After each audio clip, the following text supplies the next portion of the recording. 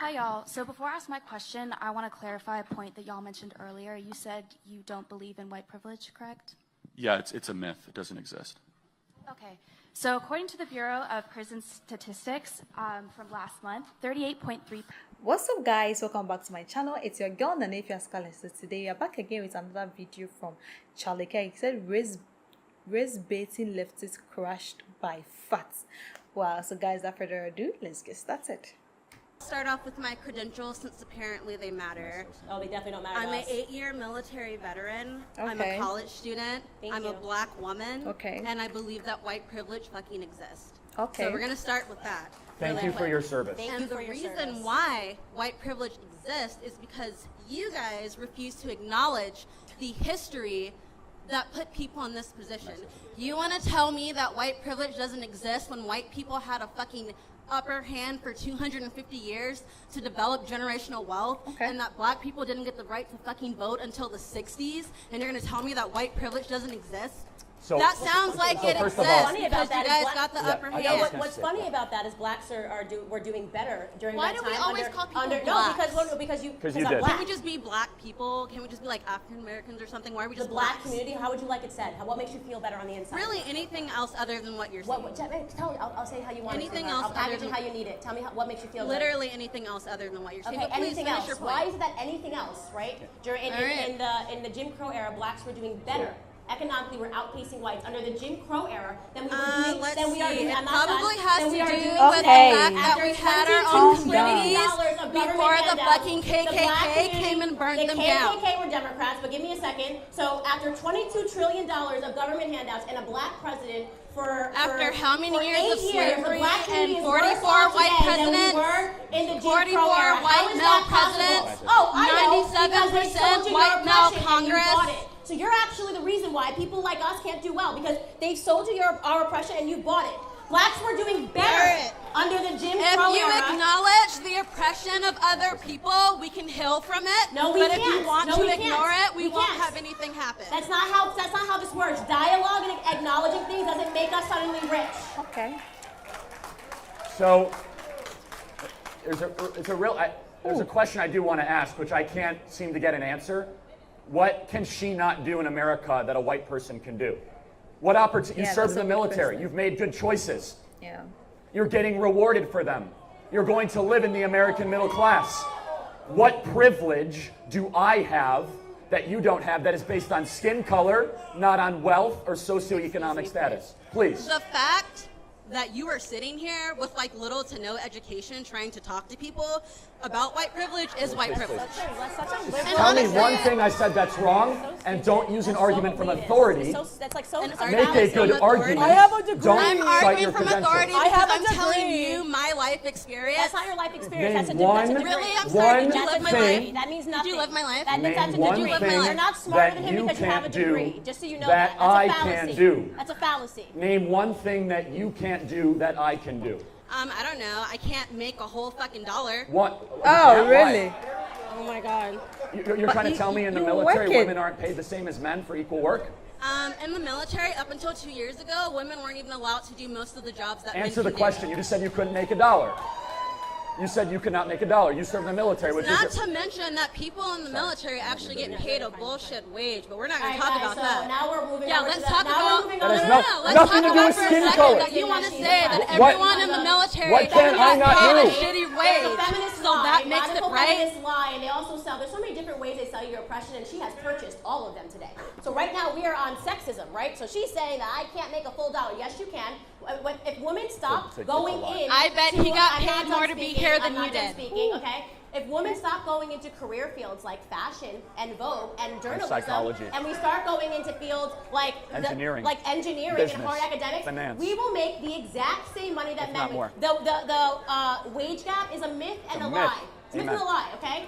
Can I say? It's actually a myth and a lie. I understand that you need to be oppressed, but you have just heard from 2 black people that haven't purchased their oppression from the Democrat Party. Respect that. And what frustrates me is you served our country, which deserves to be applauded, and you have lived a life of a victor, and you have the gumption to tell me you're a victim without evidence. You were not able to cite one thing that you cannot do that I can do. If you make good choices, you will get those choices rewarded. And you brought zero evidence except an argument from an authority and an insult to my lack of a college degree, of which I am so proud of because I'm not indoctrinated because I didn't go to college. Thank you very much. For the next person.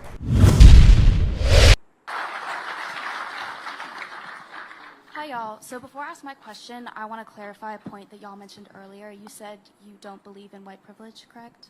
Yeah, it's a myth. It doesn't exist. Okay. Okay. So according to the Bureau of Prison Statistics from last month, 38.3% of our current inmate population is black. But according to the 2020 census data, only 12.2% of our national population is black. So if you don't believe in white privilege, how do you explain this disparity? So why are they in jail? It has been this way for years, since the 90s. No, since why do people go to jail? Why are black people in jail at higher rates than white people? That's the question, right? Maybe because they Yes. commit more crimes than white people. But that's not true. It actually is. They do. So every independent analysis shows that blacks have commit a disproportionate amount of crime. No one wants to say it out loud, but it's true. Okay, let's In hear. fact, in New York, 52% of murders are committed by blacks, 40+% of arson, 60+% of drug deals. And so the question you should really be asking is what drives them to commit crimes? That's the question, right? The real question is, and maybe I can ask you, what percentage of blacks are raised with two parents in the home? So actually, according to the Uniform Crime Report for 2019, black or African American individuals committed only about 1 million crimes, while white people committed about 4 million Yeah, crimes. so, Yeah, but that's hold on. proportion. Yeah, how about the proportion? There's a lot more white people than black It's people a in the 60 United it's States. a 60% white country and a 14% black country. So you just proved my point. You literally, so basically that's a disproportionate amount of crime. It is. But listen, I want to say, look, you are coming up here and you're asking a question, and that's not easy to do, first and foremost, no matter what. And I really appreciate your question in front of all these people. It's hard. So thank you for asking your question. But let me point out what you just did, and you didn't know that you did it. You switched from proportion to raw numbers.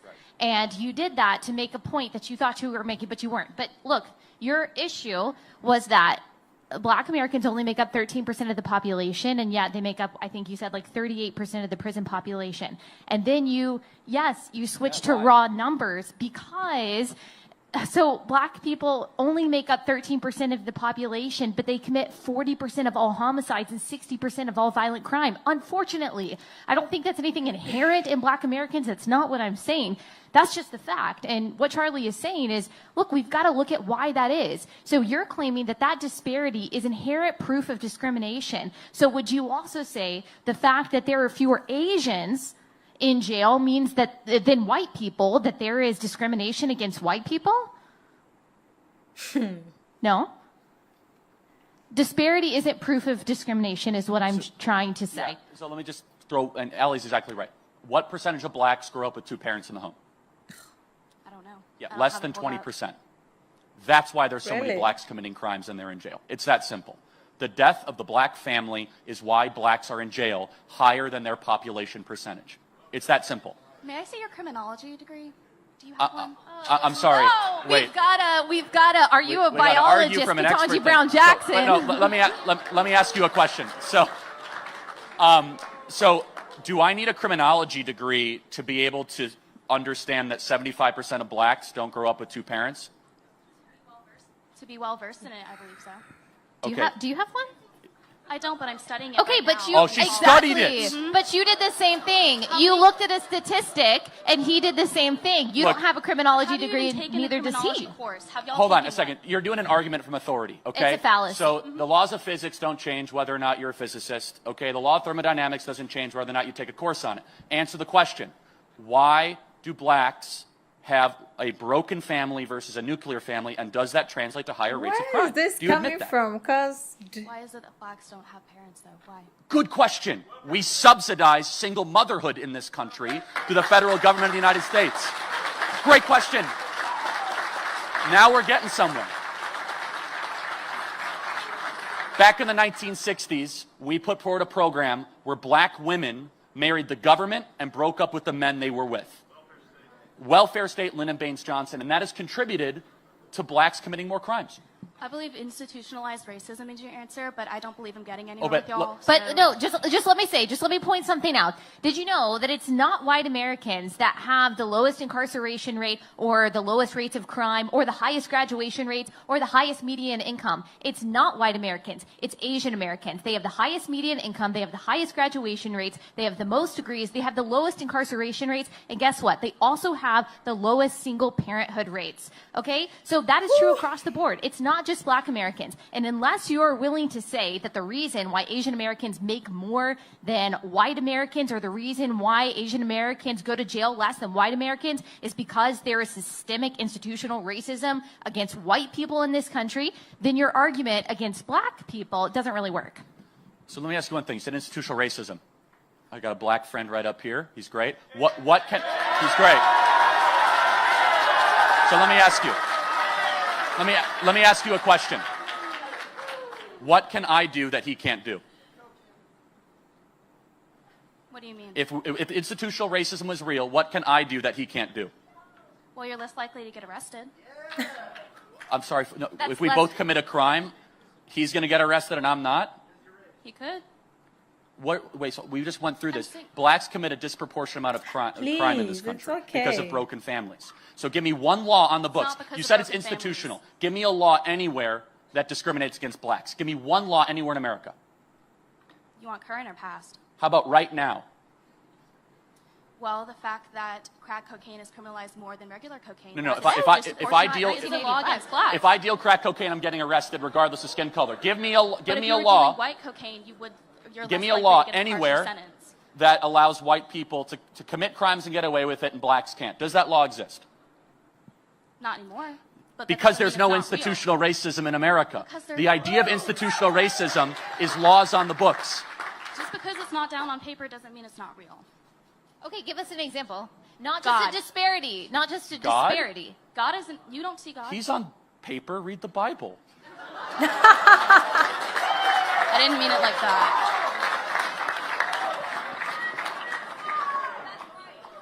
I'm getting nowhere with y'all, and y'all are not answering my question, so I'm going to end this Q&A right here. Thank you for your time. Okay. We actually did answer her questions, but I do appreciate, even though she's got an attitude, I do appreciate her courage. I do. That is difficult. That's difficult to come up here and ask a question, but you can also do it respectfully. But what bothered me about her, I'm glad she was there. She wasn't being honest. At least be honest, okay, and be willing to be corrected. Well, that was a fun fireworks show to end our time together, right? Okay. I just wanted to real quick ask you, can you clarify your definition of critical race theory? Yeah, Derek Bell's. So what he wrote in 1991, Intro to Critical Race Theory. What's in that book? The whole book is your definition. How about this? The one I used. Call everything racist till you control it. Yeah. Oh, so wait, but then that literally means that critical race theory can mean basically anything you want it to, right? Only if you're calling it racist till you control it. I mean, I'm defining critical race theory in the modern American context as that. We can go back to Herbert Marcuse, One-Dimensional Man, or Jacques Derrida, or Michel Foucault, but the most agreed upon academic theory is Intro to Critical Race Theory, 1991 by Derek Bell. Yeah. Wait, but... Are you familiar with that literature? Well, yeah, I've read the book, but I don't remember anything about it. It was for, a college class. Let's be honest. Nobody remembers the books they read in college. Sounds like a great value proposition to go to college. No, it is. Trust me. He's not lying, though. But but you didn't go to college, so I guess you wouldn't know. Really? It's true, I didn't. So let me ask you, though, does that mean that I'm not able to have this conversation with you? Because I actually remember the book and you didn't, and you paid for it. This guy's crazy. Okay. What next? So, first of all, I didn't pay for it. There's these things called scholarships. Oh, so somebody else paid for you not to remember the book that you were supposed to read. Oh, anyways, some wealthy donor or taxpayer paid for you to not remember the book. This guy is so sarcastic. I have a question. Who are your wealthy donors? Many of them are in this room. Thank you guys for your wonderful support, by the way. Interesting. We have over 130,000 grassroots donors at Turning Point USA, 130,000. I think we have some people in the back that chip in $5, $10, $15. God bless you, God bless you, God bless you, God bless you, God bless you. We are a grassroots funded operation. But let me give you another example. I'll give you 5 things that critical race theory believes. Number 1, the notion that racism is ordinary and everywhere. Number 2, the idea of interest convergence, otherwise known as intersectionality. Number 3, the social construction of race, meaning that there is a social construction around race in our society. The 4, idea of storytelling and storytelling. Number 5 is that no matter how hard you work, no matter how hard you do, you cannot remove racism from your society. Those are 5 pillars of critical race theory based on Derek Bell's Intro to Critical Race Theory. Does that ring a bell? Yes, but like, okay, so let me stick with this. What do you think? Oh, We'll edit that out. my train. Oh, my bad. Wait, am I not allowed to? It's not encouraged. Oh, okay, sorry. What was the third point? My mind is dying. The social construction of race? The social construction of race. Do you not think that race is at least partially socially constructed? Depends how you define it. So, like, what defines where one race ends and where one race begins? Depends who you're asking. I think race is completely and totally irrelevant. Do you think race is relevant? No. Okay, then why are we talking about race all the time, and why are we talking about critical race theory? Well, you brought it up at first when you were doing your speech. Right, so, remember I said it was a lie from the pit of hell that we should repudiate and stop talking about all the time? You're on scholarship? Sorry, what? Nothing, sorry, go ahead.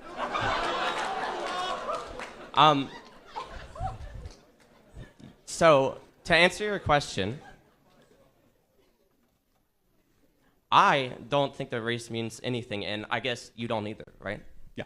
Right, so then why do you keep bringing up race whenever you're on or speaking on a stage? I am not speaking on a stage bringing up critical race theory. You are. No. So. I'm bringing up how critical race theory destroys society and how we shouldn't talk about race all the time.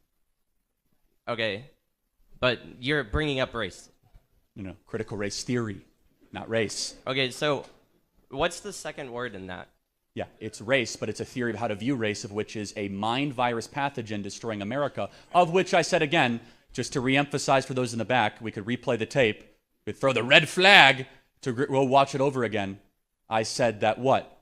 Race means nothing. I care about your actions, your character, and most importantly, your soul. Thank you for being here tonight. Thank you.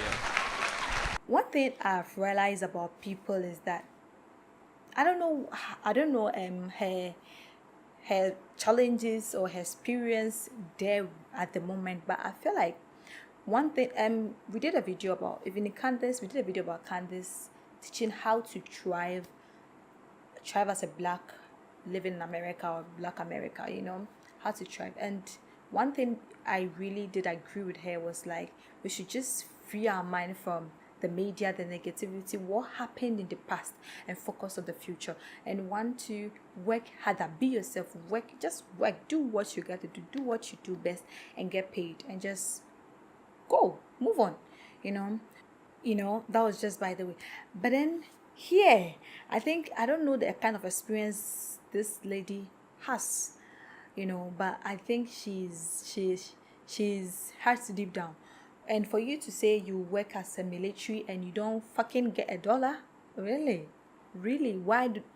My question is, why don't they pay militaries in America, or they pay only white military men or white military people, and they leave the black military? That's my question. I don't know. Do they pay only the white and leave the blacks? Because why do you have to work and you don't fucking get $1? That was what she said.